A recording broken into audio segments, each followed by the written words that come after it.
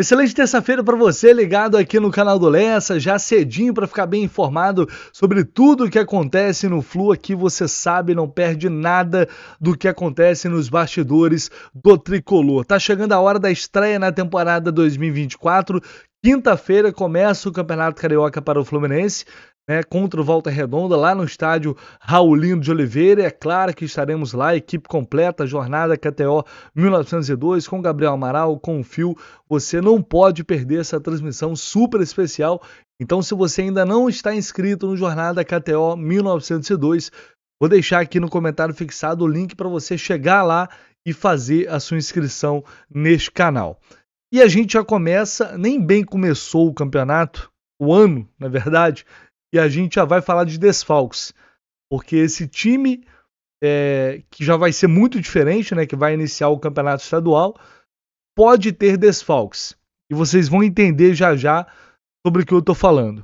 O zagueiro Nino, antes de partir para a Rússia, deu uma entrevista e explicou tudo, né? Falou sobre a saída dele e por que ele resolveu aceitar a oferta do Zenit e ir para o futebol russo.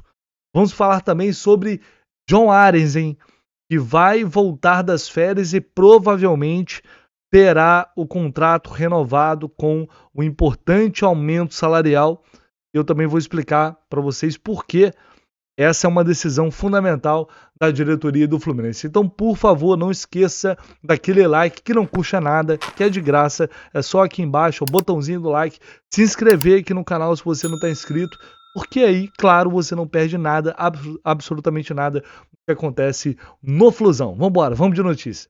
Apurou, confirmou, publicou, emplacou! E eu só acredito no Lessa! Vamos lá, galera. O Nino, antes de embarcar para a Rússia, concedeu uma entrevista no aeroporto para minha querida amiga e competente Aline Nastari, da TNT Sport.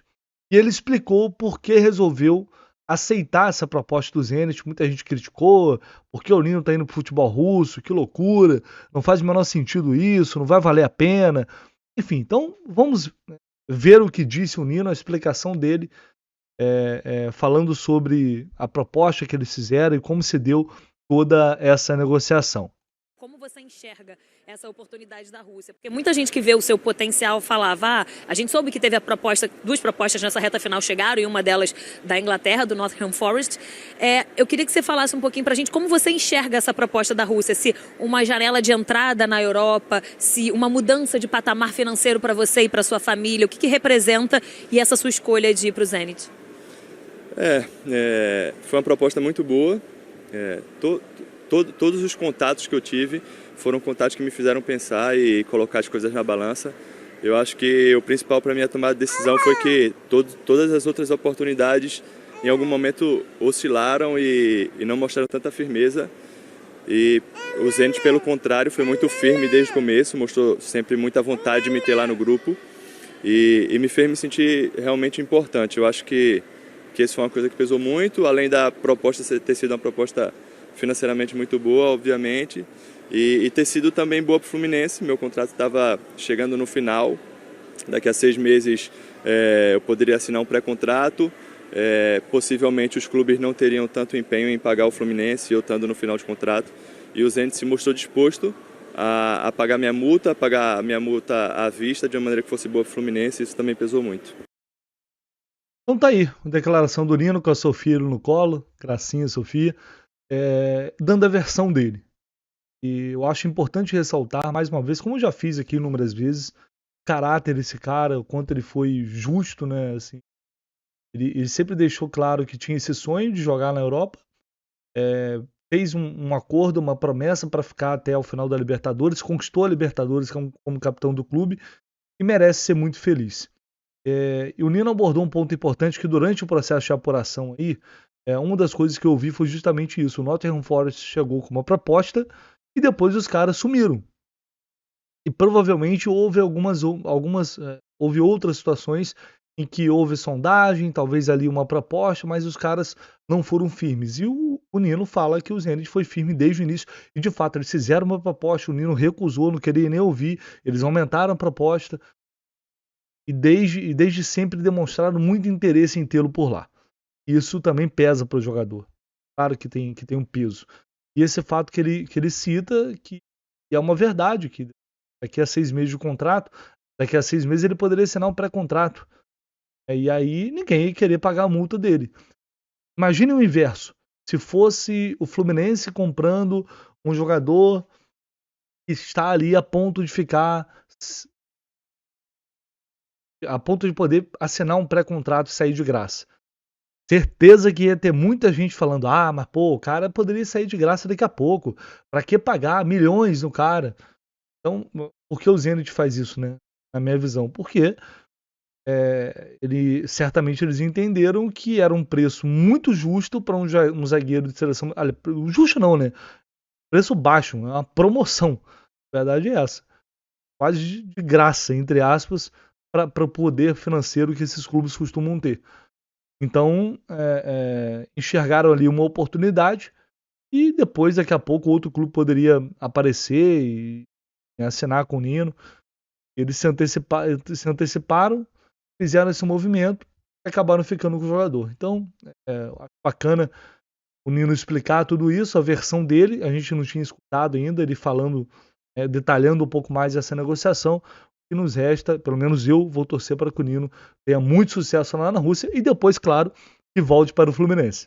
Bom, e no próximo dia 25 o elenco tricolor se reapresenta. Ontem eu falei dia 23, eu tô com o dia 23 na cabeça, não sei porquê, mas é dia 25. Aí o time principal do Fluminense inicia a preparação para a disputa da temporada 2024. Entre eles, claro, John Ares, um jogador extremamente importante, hoje muito valorizado, e que volta e meia surge especulação de que ele pode sair, até porque o próprio John Ares deixou em diversas entrevistas a possibilidade de, caso recebesse uma proposta, de deixar o clube, porque ele também tem esse objetivo de jogar na Europa. E aí o Fluminense está fazendo um movimento para tentar valorizar o John Ares e dar uma acalmada no jogador, né? Isso foi noticiado há um bom tempo pelo GE lá atrás, de que ele provavelmente receberia uma proposta de renovação contratual. Lembrando que ano passado ele renovou até 2026. E o amigo Thiago Ferreira lá do canal Hora do Flu também falou recentemente que o Ares teria um aumento, né, na reapresentação. E de fato isso deve acontecer. Tá? O Fluminense deve propor um contrato melhor ao John Ares, a renovação, a extensão desse vínculo, provavelmente por mais um ano, só para justificar esse aumento salarial. E aí o John Ares se tornaria um dos principais salários aí do Fluminense. Já deveria ser, né? Até por uma questão de meritocracia, ele já deveria ser um dos maiores salários do Fluminense, ficando atrás, talvez, do Germancano aí. Mas a gente sabe que não é assim, outros jogadores foram contratados, já tinham salários altos, como o próprio Ganso, como o Felipe Melo, o Marcelo que chegou depois, mas tudo bem, né? O Marcelo também é um caso à parte aí. Mas enfim, a intenção é fazer com que o John Ares se sinta mais valorizado financeiramente pelo clube, em termos de projeto. Acho que isso não tem muita dúvida, né? O Diniz deve conversar muito com ele, já teve inúmeras conversas com ele. Ele sabe que a torcida, enfim, o adora bastante. Tem uma relação assim muito, muito bacana que vem sendo construída ao longo desse tempo. Então acho que é importante o Fluminense dar esse passo para segurar esse jogador que é fundamental para as pretensões do clube também em 2024. Foi ano passado, foi nas últimas temporadas e também será nessa, porque é um atleta extremamente compromissado, profissional, se dedica muito e, cara, perder John Ares seria muito ruim para o Fluminense. Tomara que dê certo, que ele possa aceitar essa renovação e, consequentemente, esse aumento salarial. Bom, pensando aqui na estreia do Campeonato Carioca na próxima quinta-feira contra o Volta Redonda, jogo às 9h30 da noite. Nem bem a gente está falando de provável escalação, de estreia na temporada, mas também podemos falar de possíveis desfalques. Por quê? O Renato Augusto, ao que tudo indica, né, ontem eu conversei com algumas pessoas, e é bem improvável que ele atue nesse jogo, tá? Pelas informações que eu colhi, é bem improvável. Talvez ele até viaje, mas é muito difícil que ele entre em campo nessa estreia contra o Volta Redonda, e é completamente compreensível, um jogador que precisa fazer uma pré-temporada de muita qualidade, né, de muita atenção, com muito foco, né, em todos os sentidos. Então forçar a entrada dele logo num primeiro jogo como esse, fora de casa, enfim, acho que também não faz muito sentido, já que o Fluminense vai ter um time completamente desconfigurado, formado pela garotada. Então é improvável que o Renato Augusto jogue nessa estreia, tá? Se vai ser na segunda rodada, na terceira rodada, enfim, a gente vai ter que aguardar mais um pouco. Outro que pode ficar fora é o zagueiro Antônio Carlos, porque a documentação do Antônio Carlos lá nos Estados Unidos ainda não chegou até o clube, tá? Isso pode acontecer até amanhã. E é possível que essa documentação chegue até amanhã.